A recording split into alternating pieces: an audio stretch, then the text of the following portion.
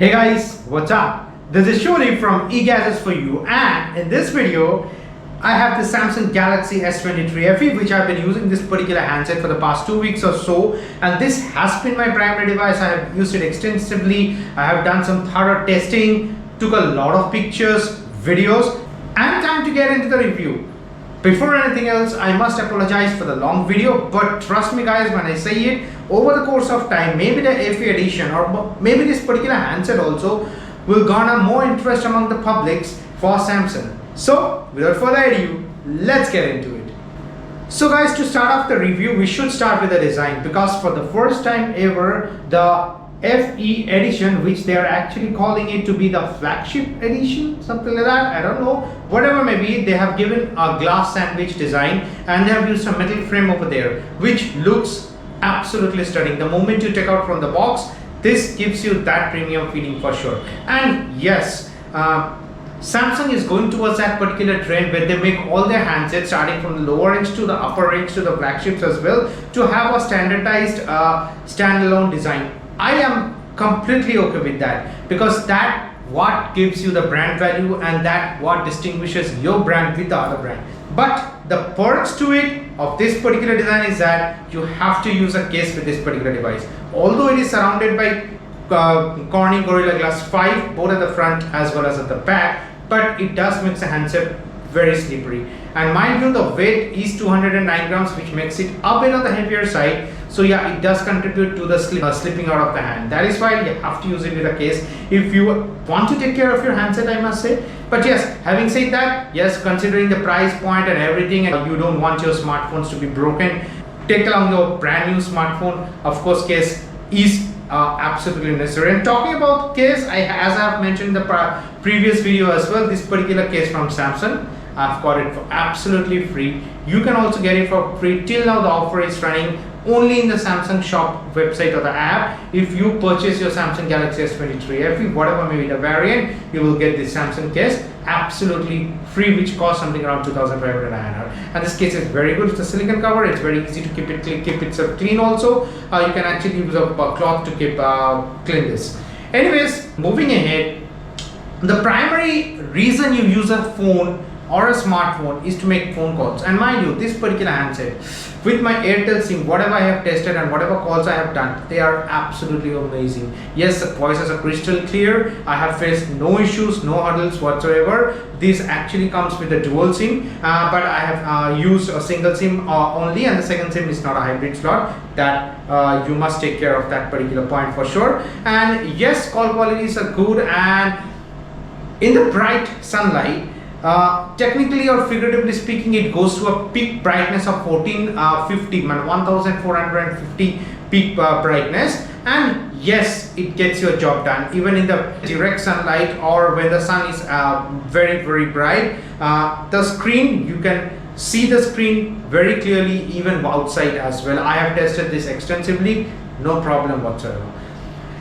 And then we should talk about the 120 Hz refresh rate, that not only 120 Hz adaptive refresh rate that comes along with this particular phone. And yes, by adaptive it goes to 60 Hz towards the down, and it goes up to 120 Hz. And yes, it's very smooth, no lags, and the touch sensation of this particular screen is also very good. No problems with touch sensitivity whatsoever.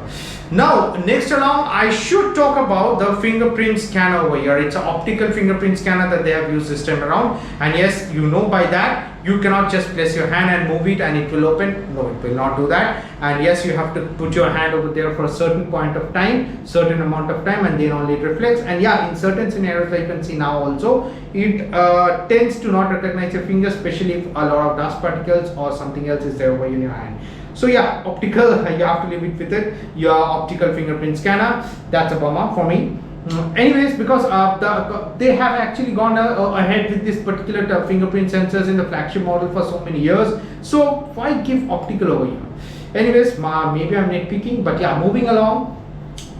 Performance, mind you, the double standards of Samsung has continued with this particular handset as well. For US based handset, you will get a Qualcomm Snapdragon 8 Gen 1 processor, whereas for other parts around the world, you get a Samsung Exynos 2200 processor, which is basically the same processor as last year. But what Samsung has done over here is that although it's on a 4 nanometer architecture, they have built this particular processor. But what they have done over here is that they have enhanced it a bit. I don't know what that means. They have polished it a bit. I'm actually quoting the words used by Samsung. What it does in real life testing is that the time that I have spent with my particular handset, any task that I have thrown at it, be it my multitasking, app testing, because I own an app development and website development company, I test randomly a lot of apps, a lot of features, a lot of things that goes into my handset. And yes, that is a big deal because I also take meetings on my phone, I sign contracts, I look at the contracts, I also use some of the meetings apps extensively on my phone. None of the work that I have thrown in this particular Samsung Galaxy S23 FE has caused me any issues at all. They were butter smooth, they carried on my daily life smoothly. But having said that, gaming, I'm not a gamer, and yes, my son came in to help in this particular aspect. He does gaming. He does gaming a lot, even though he reads in class 1, 6 years old only, but yeah, he does game a lot. And yes, I have given him my phone, installed Call of Duty, which he loves to play also. He has played Call of Duty in this particular handset, and he has played for a stretch of 12 to 15 minutes on this particular phone. It does get a bit warm, but that is quite normal for our glass sandwich designed phones. I must say, yeah, it does tends to get a bit hot, because not hot, I should say, a bit warm. It's on the warmer side, I should say, because it tries to dissipate heat through the body, and glass body that does not conduct heat so efficiently, I must say. But yes, it's not that a deal breaker at all, because it's nothing that it gets very hot like the Pixel 7 or the 7 Pro, and if recent rumors as to be believed, even the Pixel 8 are having. But if you're a heavy gamer, I will maybe a bit skeptical about suggesting this particular phone. Maybe you can go for some other alternatives if you're a heavy gamer. Obviously, the flagship phones are there for Samsung, the S23 Ultra with the bigger screen and a good efficient chipset, I must say. And yes, the iPhone series 15 Pro Max, nothing can beat the gaming experience in a 15 Pro Max as of now. So yeah, but if you are not that serious or a heavy gamer, it gets your job done perfectly, no issues on that. The Exynos 2200, you should not be disappointed by it. I am just disappointed that Samsung is doing the double standards. If they had made Samsung Exynos processor 2200 so much efficient, why have you not given that particular thing for the US customers as well? So you should have given that. That is what I'm disappointed about. I'm not disappointed about the performance or the processor of this particular handset. It is a good deal, I must say. And yes, I am using the 256GB variant because there is no SD card slot in this particular handset. So yeah, you have to live by whatever internal memory you have in your particular phone. But apart from that, the optimization levels and the customization levels, both are two specific things that Samsung UI 5.1, which is currently running over here on Android 13, does perfectly.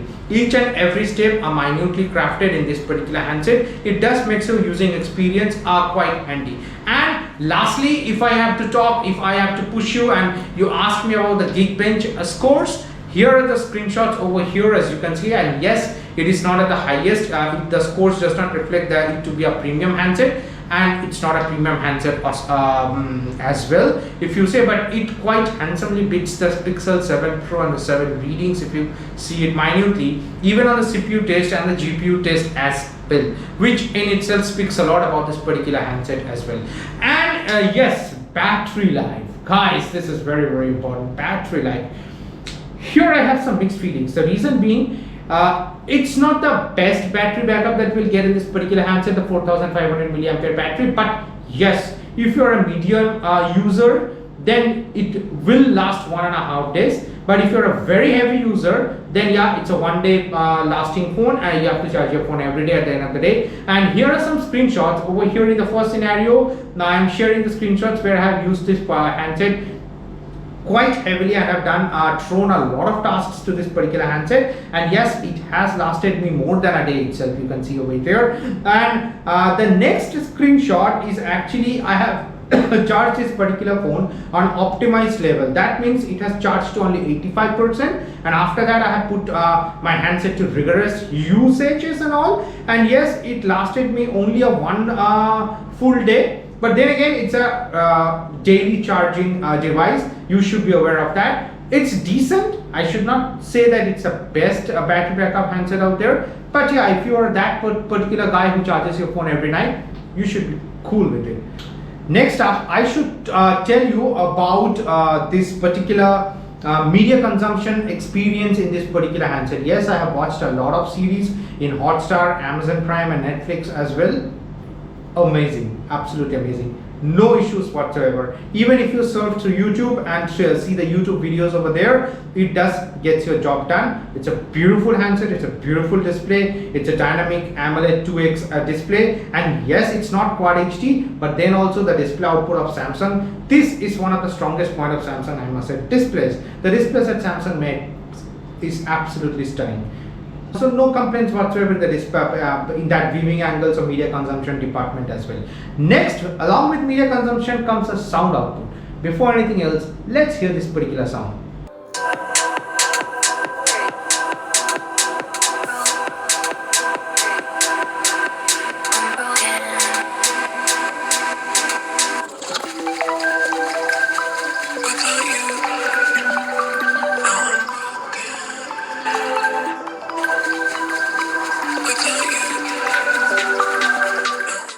As you can see, yes, it's not the loudest, but it's loud, quite loud enough. And yes, it does have that ambient feeling. The music is sweet to the ears.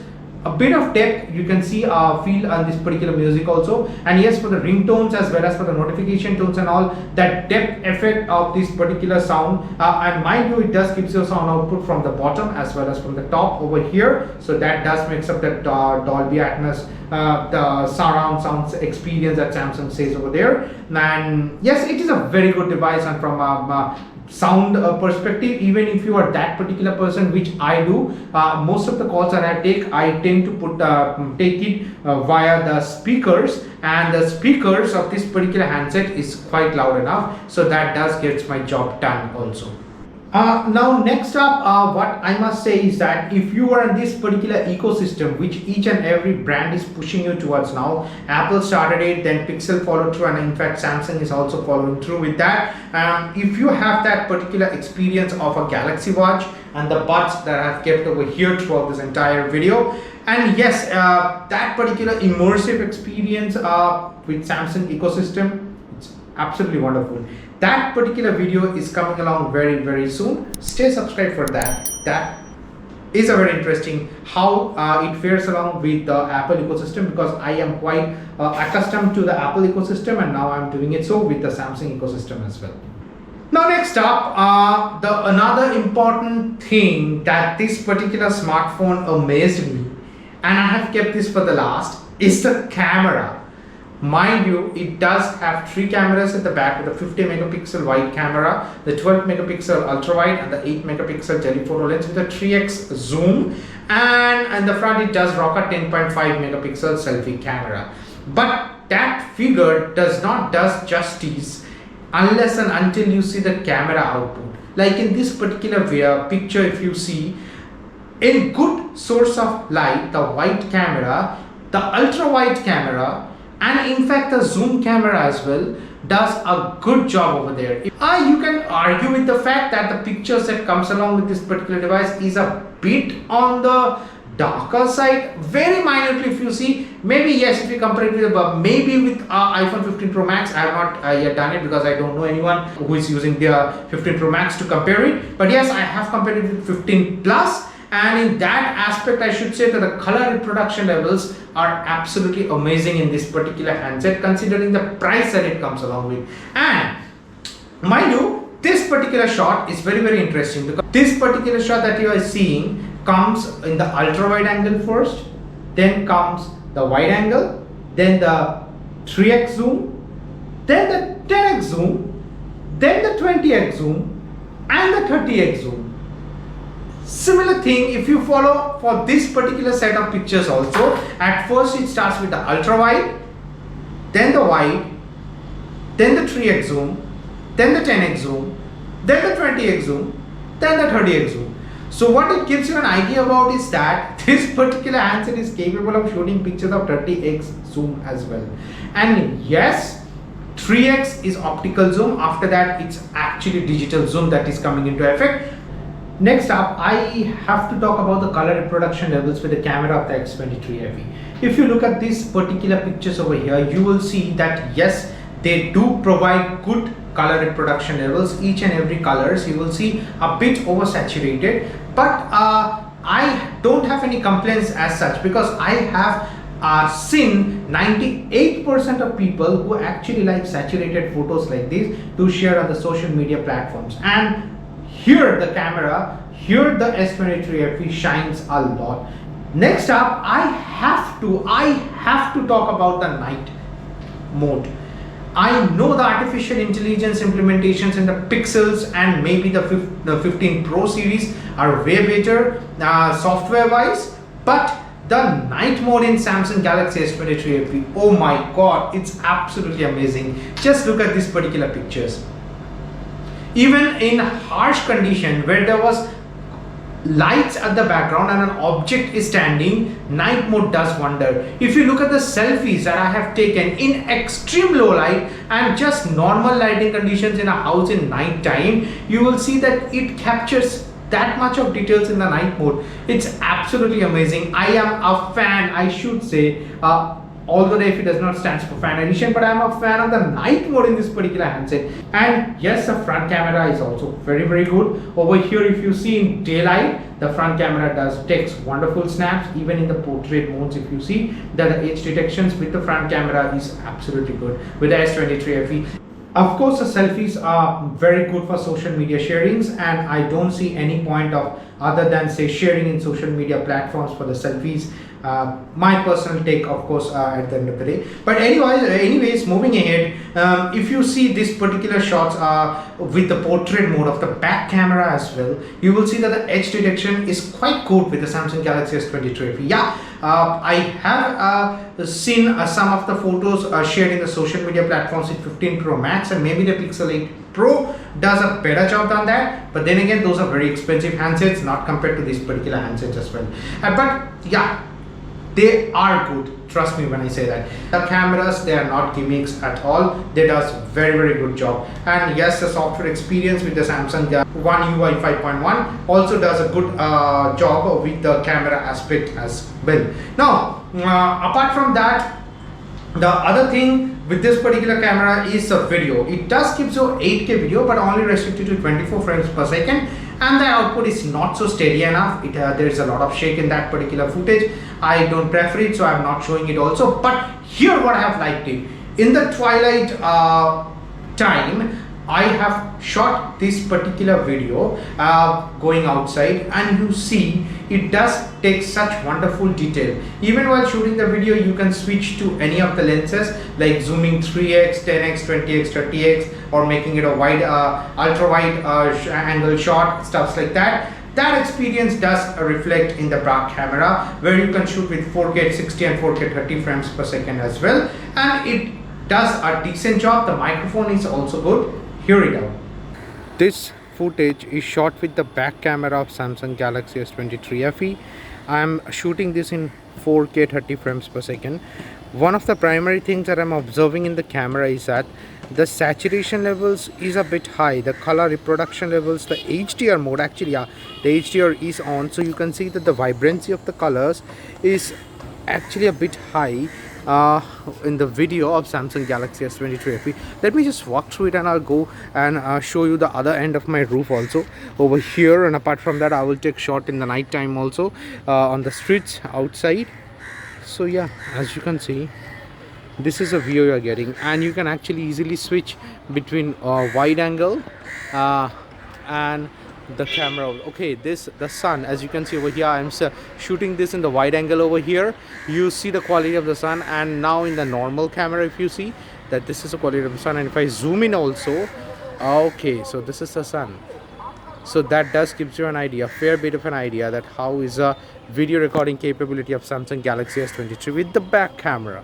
Now guys, lastly the verdict. And yes, if you have seen my previous videos where I have unboxed a Samsung Galaxy Smart Tag 2, you would have known that the prices that I have paid to get the bundle offer from Samsung with S23 FE, this back cover, the Samsung Galaxy Buds FE, the Smart Tag, the Galaxy Watch 544mm and stuff like that, I have paid a total amount of 76,000 INR, something like that, and I have got all these things in a bundle offer in the discounted price. The reason I am saying that again is that this particular handset that I am using over here with the 256GB variant has a price of 65,000 rupees, and the one with the 128GB variant has a price tag of 60,000 rupees.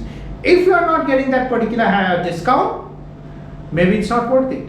Maybe it's not worth it to spend that much of money. But that offers are still running as of now making this particular video, and if those offers were not running also, if you can wait for a period of say 3 to 4 months down the line, this particular handset sure will come down to that particular price point in which I have purchased during the launch time as well. So in that aspect, this particular handset with a very good display and enhanced Exynos 2200, a decent battery backup, very good cameras I must say, and daily usages, even with mild gamings and all, this particular handset is a must buy for all of you. The reason I'm saying is that is because after 2 years we have got this FE edition, and it seems like Samsung is switching guns over here, where they will provide the FE edition to all of you every year maybe.